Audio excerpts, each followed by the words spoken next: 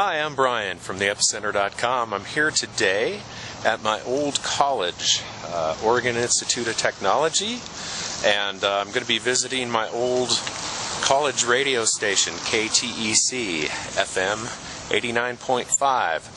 KTEC's been on the air for 60 years now, and tonight they're going to have a little party, and there are going to be some of the guys from 30 years ago when I was here at this party tonight. So I'm looking forward to seeing some of my old buddies. So anyway, that is the update. Now I'm going to go and see if the studio is in the same location or if it's moved.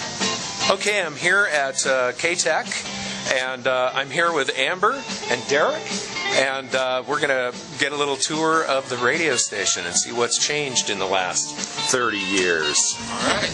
Well, the office area now, so this is where we do most of the work, and then if people come in, to greet them and everything. So main office area, and then hallway for storage mostly. We've been trying to fill up these with CDs. We've been getting lots from up-and-coming artists and sending their tracks and everything that want to be on the radio. This used to be the recording studio.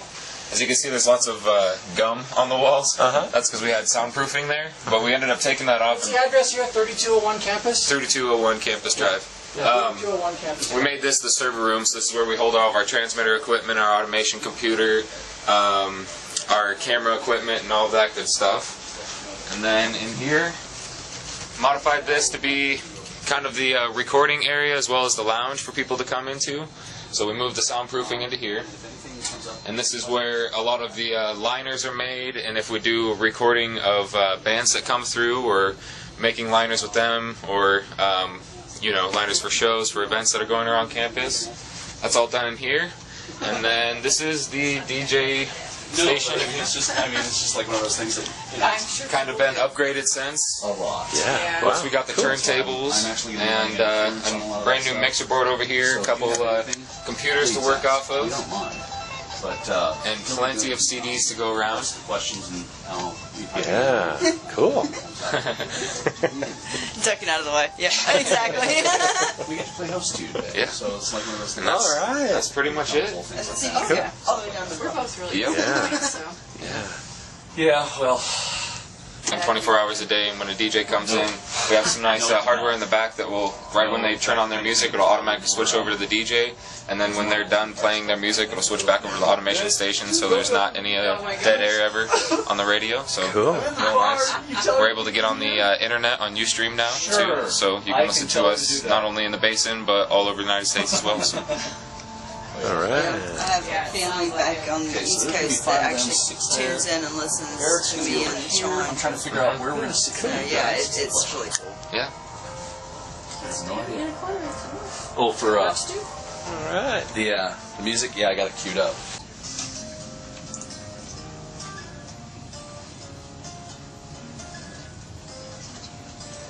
And I'm going to run some music here. Let's do this.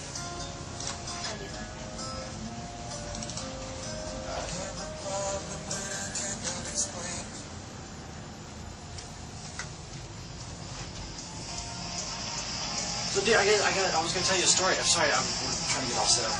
Check this out. I want to tell you how you won.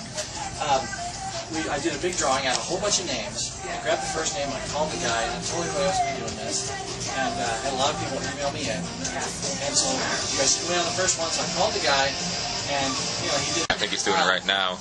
Is he's playing a show, but then he's recording it so he can post it online or go back through, make edits to it, and then use whatever he wants from it later on. So that's nice. I was like, I thought I'd seen you before. Did you work at Fiddle? Yeah, one thing Sean does that hardly any other DJ does is he does the weather and news. Oh yeah. So, and I chime Because you in. answered, you won. So I called somebody else. You answered, you won. I was like, I'm trying to play this game. Yes. So that's how you got it. Because some of the news is just so Off. Boring. No. Oh, weird. Off. really off. Liz almost. Like when the county keeps asking for road funds, but yet the problem is that, come on baby, just a little bit more of a bend. So DJ are sending a request, they can text in to 541 yes KTEC. Cool. Talk with the DJ, let them know if they want to hear something new or anything like that, and either that or if they can call in and of course get on the air that way too. But nice little addition. Cool. So my old friend Dan Greenbank is due to arrive any second now, so I'm gonna ambush him and get him on camera. So here is my old friend Dan Greenbank, who I haven't seen for 20 years or so. I'm no older than you. Look at this guy. And here we are at KTEC. Looks different. It does. You'll dig it inside. It's pretty cool. Look at these are my records, man. Yeah? These are mine. Yeah? I was looking through these, and I saw, well, I don't recognize that one, but that's not my writing. My writing is on a lot of these, and I'm pleased that they've kept this many of them. And I know there's some hard to find ones in here. There's some rare stuff in here. And I'd love to haul it all home. We could actually put the server box in that back room and lock that so that people, wouldn't accidentally hit a knob or shut off our transmitter on accident. But the back room was there? Yeah, the back room actually had all of this foam in it previously, and that's where we did the sound recording. So we had no back room. Oh, okay. I see. We've got a lot more space. Yeah. It's nice. Cool. Yeah. Yeah, you guys are spoiled. So I assume you stream everything up to wherever the transmitter is Yes. now. And in the old days, we used to have dedicated copper wires that were through the phone company and everything. I think we still have those dedicated copper wires, but we don't use them anymore. We just use TFT link transmitters, and they go on the roof, from this roof up to Moore Hill. Randy put that in.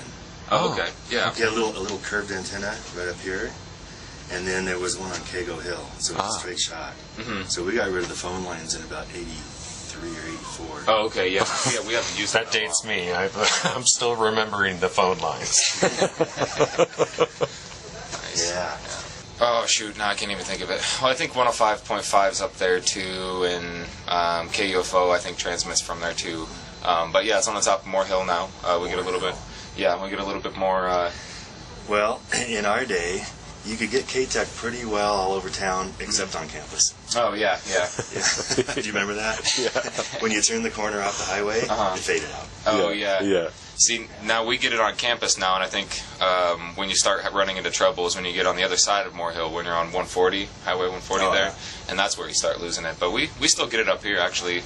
If you tune in over there, you're tuning into the radio receiving it here, so we have an antenna on the roof that grabs it. So. Oh, I see. Yeah, so they still can't get it in the Castle Rest Hall anymore, but I think That's it's the new one? Yeah, I think the walls are just too thick, concrete, so... For $100, you can get a little transmitter and just transmit to the campus. Oh, yeah. A lot of just wonderful things in there. Oh, yeah, if you dig in here, you can find some gems. Oh, yeah. So what happened to the rest of them? At some point, they just ditched them, huh? Well, there's some in there as well. Is there? Yeah, on the bottom There shelf. used to be probably about 3 times as many, right? Yeah, all the way down the hall. And I got rid of a lot of them because I had all these records coming in, and that had never happened before. They never had service from record companies. Mm-hmm. And I set that up, and I was telling Bryan, I used to come in, my mailbox had this many records in it every day. Oh, wow. Every day. Okay. And, I would take some up to my room or whatever and try to put them on and do my best to listen to them, when I had time. But then it got to where this thing was just packed, and there was some stuff in here that was just such absolute trash. Yeah. It just had to go. Yeah. And, I don't remember even asking anybody. I went and had this rubber stamp made that said, withdrawn or something. Just some lame attempt to make it seem legal or whatever.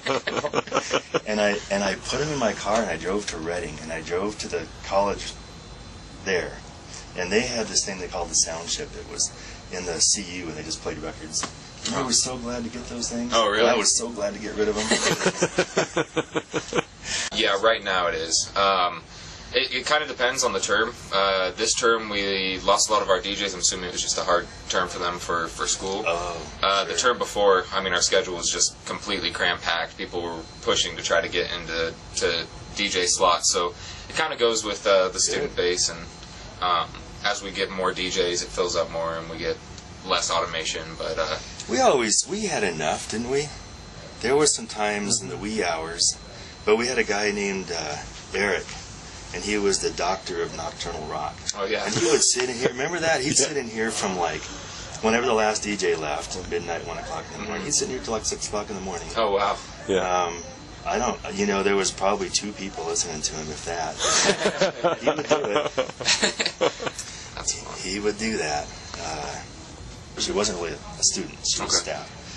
And she brought this stuff, I guess, that she had bought down there, and I loved her show because there was all this stuff that I had never heard anything like that. Yeah. Did you see those pictures of Ann? I didn't. Oh, yes, I did. I did. Yeah. Yes, that's right. Yeah, so she was like a bright spot. And then I would just sit down and just get my stack of records and just start putting them on. Oh yeah. Like open, take the plastic off, put on the turntable.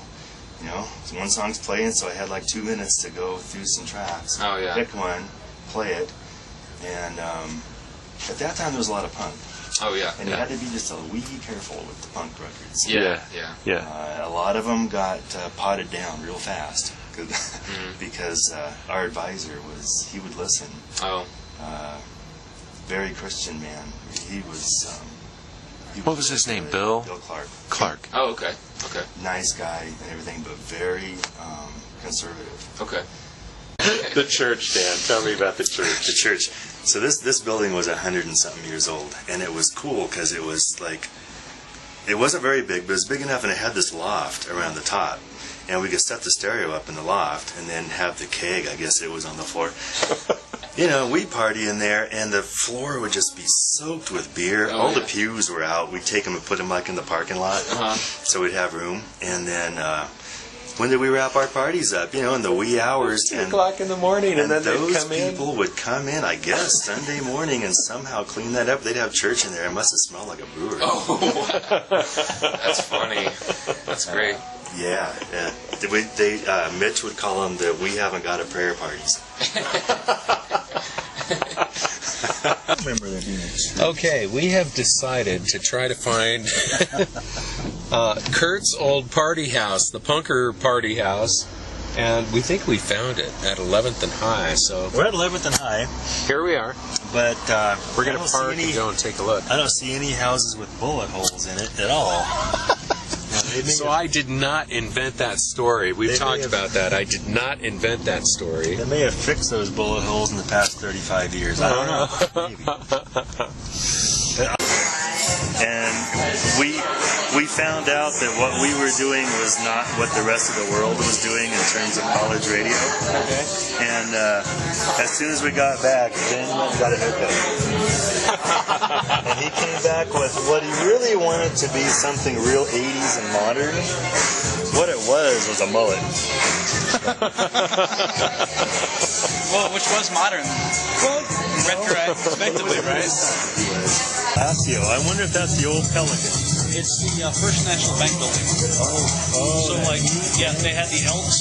Yeah, that was where the Elks came in, and then they took it over. That was where we had that. This is another one of the shops I've done. I've done a lot of shops with Nick himself. He's really good at what he does. He does everything live mix. He does all the mixing with no equipment other than his own mind. He hears it, he just runs it. He doesn't do any kind of extraneous audio or anything like that. He does it all himself. And this was when we were doing the music swap. That's me on the left, Andrew on the right. The guy in the back is Tank. And we were basically trying to set up tracks so that we could enhance the rotation.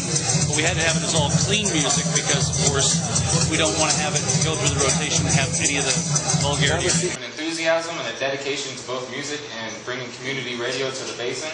I think we all have brought KTEC to a great place where it is today. And just a few things that we've done over the last year that are kind of new. We've gotten internet streaming on the Ustream channel, which we haven't ever done in the past. We're hoping to make that even better than it is today, but it's a great stepping point. We've also increased our wattage output on our transmitter all the way from, I think, about like 10 watts when we started, and we're currently transmitting about 300 watts. Wow. We've moved around from various spots with our antenna across many different hills. We're currently located up on Moore Hill, which has a really awesome view of most of the Klamath Falls Basin and a lot of the communities around. And we're looking at up and coming. Let's see. We have a Florida concert coming up on June 1st. First time they've been in the basin in many, many years, and we're really excited about that. And we're also going to be raising up the antenna soon, so hopefully reaching even a wider audience. Really looking forward to that. And for you current DJs, we finally talked Chris Dalla into allowing us to stream in the CU. So get ready for that.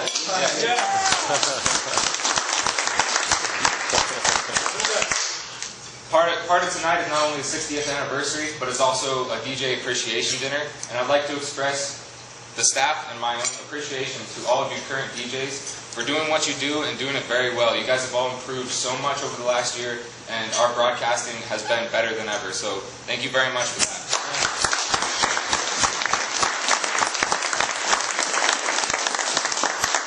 I'd like to thank the man behind the scenes. He's there when we need him and not there when we don't need him. Kevin Brown, our advisor.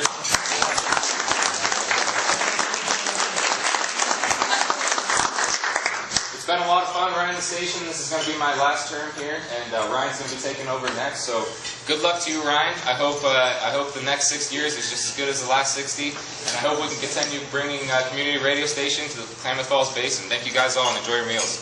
Yay! What's happening this year? I'm wondering if he's got a video that I've been searching for since I found out about it. It's called Sport is Born. He might. Was it ever on 16 millimeter? I would assume so. It was filmed and released in 1961. It's the first. What's your dog's name again? Pete. Pete. This is Pete. Hi, Pete. Pete, say hello. Hi, Pete. Hi. Good job. Good boy. No, tell me. Pabst Blue Ribbon, baby. Really? In college, we would go to PBR nights, like dollar PBR nights. Yeah, okay, I graduated college in 2004. See, when we were in college, nobody drank it because it was like geezer beer. Oh, it made a comeback. Here's a couple interesting. We would have PBR nights.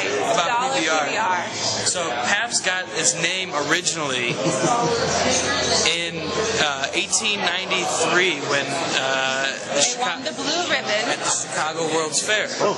Yeah, they were the blue ribbon winning beer, so it's blue ribbon stuck with it. The other interesting thing is you can look online.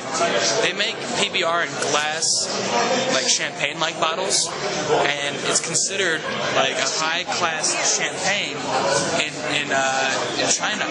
It's either China or Japan. It's literally like $60 for a bottle equivalent. It's ridiculous. They drink it like it's fine wine. Oh yeah. I just consider it, if you're going to drink like, That's beer, it's the best. You get PBR. And then if you want to be hip, if I want to be hip like the 20-somethings, all I got to do. And the other thing is, this club in San Jose, it's got a bar like this, and it's about this. Well, it's a little bit bigger than this. They have bands in there, and they're very, very loud. And it's really hard to say, okay, well, I'm going to have a Smirnoff and Coke or a Spritz. No, forget it. They have this huge Pabst Blue Ribbon sign. It's so loud. The only thing you do is point it,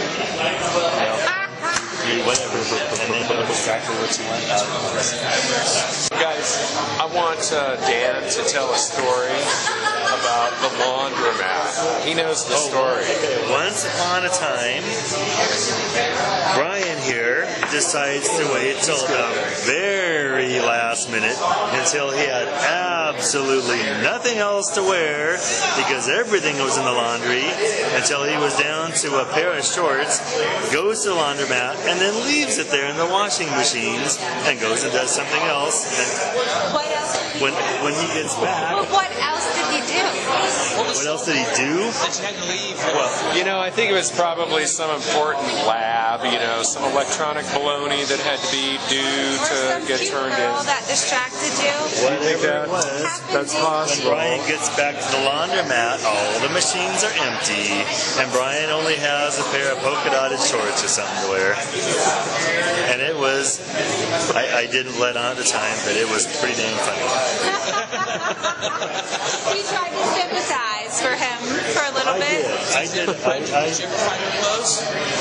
No, actually, every single thing got stolen out of the washers and the dryers. Actually, I think it was all in the dryer, and they stole every single thing. So I didn't do any clothes at all. We think we know what one that was. The one right by Circle K?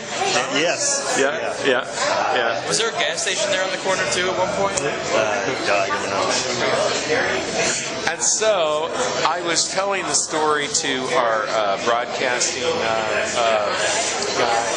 Bill Clark. What was he? He was the advisor, our broadcasting advisor. And I think it was he who suggested that I go down to the Klamath Mission, which I did. Brilliant. And I got some. At least he did. I remember him suggesting that you put something else on. I remember that. So I only had what I was wearing. Everything else was gone. And so I went to the mission, and they gave me some old man pants that kind of looked like those. Not really, except they were actually polyester. And I got some underwear and some socks and a shirt so that I could go to the laundromat and wash what I had left, which is what I was wearing. And that's the whole story. Oh, about the car? Yeah, so we're going to be taking this rig today to go back up to the station. Yep. So this is the GEM. Global Electric Motors is the company that makes it. It's housed at the Oregon Renewable Energy Center, which is where I work. It's a 72-volt system using Optima Blue Cell batteries in the back. It's about 22 to 25-mile radius, depending on the terrain. And we put a trickle charger up on top of it. As you can tell, there's some solar panels up on here. Oh, look at that! How cool! Give us about a 15 to 20% range extender on it. Trickle charges the batteries all day long, and we're going through some testing stages right now and trying to design a kit that'll actually be marketable. Putting some doors in the panels and a couple other tricks on them. So cool. That's kind of the rundown. Fun. All right. And I see you have a test meter over there just in case. What are you doing here? I live here. I belong here. This is my home. I just haven't been home for about 35 years. All right, here's Pete. Pete's going to keep us company. Come on, Pete. So, Dan, you're going to pick some tunes, right? Is that your handwriting on here? That's mine. Absolutely. And Laurie Anderson is. Do you know who Laurie Anderson is? Oh, sure. I've got several Laurie. Oh, it's got Sharky's Day on it. That's your handwriting? Play it. Yeah, I wrote that. Really? Not that one because I wasn't. Oh, I wrote. That's mine. More Laurie Anderson. I mean, this is the stuff that gets played. This is the stuff that people actually will take off the shelves and actually play. See, I was told to put together 5 songs that I thought. Which you did, and you have them with you. And I brought like 500 songs. Okay, does that? Oh, well then you don't need any vinyl. I don't need any vinyl. No. Okay. But you got to learn how to use the board. Hook it up. Wow. Get tutored. Let's go. Okay. Are you kidding me? It's actually really easy. I'm pretty sure you'll pick it up pretty quickly. But this isn't the one There's I Pete. remember. So.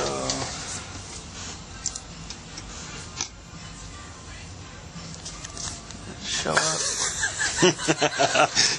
A look of stupefaction. It'll come back. You just have to know what knob to turn, bro. Where is it? Well, okay. Okay. Yours. You see a set of headphones over there? So, the way this one works is you got air, program, and odd. Okay, so air, we should be hearing the air. You guys got it? Okay.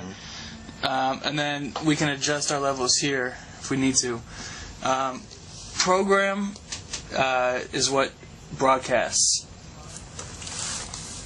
Odd is to check. So if you want to get sound levels, turn on mics 1, 2, and 3 with the red. Okay, do it now. You got a call already, or is that you? Yeah. No, it's Okay. not me. And then the green buttons, if you hit the odd section, Underneath program, yeah. So whenever you're ready, hit the play button. It won't be broadcast. None of this is being broadcast. Here? Oh, here? Yeah. And I don't think we'll start with this one, but and they might kind of be. I guess. You guess? I guess. Okay. Get that out of here. All right. So you can leave everything set. Oh, one thing I want to do is get a recording going. Where? No, was it? Don't. That's gonna make it worse. I hate that. I hate that hum. Audacity. But it's gonna be there. We need a ground loop isolator. Yeah. So you still haven't gotten rid of that problem? That problem's 30 years old now. I guess not. No. Okay, so don't worry about the Audacity. Let's go back over and get. You are listening to KTEC Klamath Falls. And here we are, doing like a 60th anniversary, which is actually 61 years, I think, of KTEC. Bryan and I are here. We were here in 1980 through 1984, doing basically the same thing. We could be a little rusty. It's been a couple of years. But I have a couple songs here that I wouldn't mind throwing out as sort of a reminder of the way things used to be and the way things still are in many ways. So I'm going to introduce this first one. This was one of my favorite bands back in the 1980s and still is. In fact, I saw them live about a week ago. Still sounding great, going strong. This is X with The New World. Which one should I do now? I think I'll do one from Black Flag called TV Party. And this was, when we played it up here, it was from the Repo Man. There was a movie that just came out called Repo Man, and it had one of the Sheens in there. And it had a lot of great stuff on there, and this was one of my favorites from it. So here we go with Black Flag. He's very political. He does a lot of spoken word stuff. His name is Henry Rollins. Henry Rollins? I call him Hank sometimes. And yeah, he's kind of like Jello Biafra. He's just like in your face. Politics, social issues, all that kind of stuff. He's just right there. It comes through in the music, but then after the music, it kind of direction. Stop it.